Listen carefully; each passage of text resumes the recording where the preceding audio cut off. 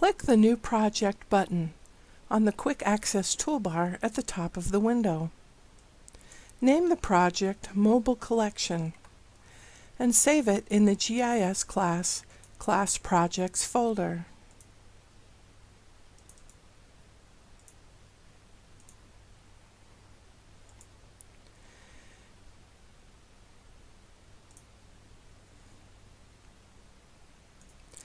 Use Insert Project New Map to create a new map.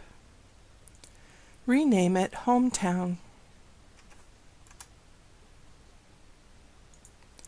Use the Map Inquiry Locate tool to zoom to a local public area, such as a campus or park, to be your field area.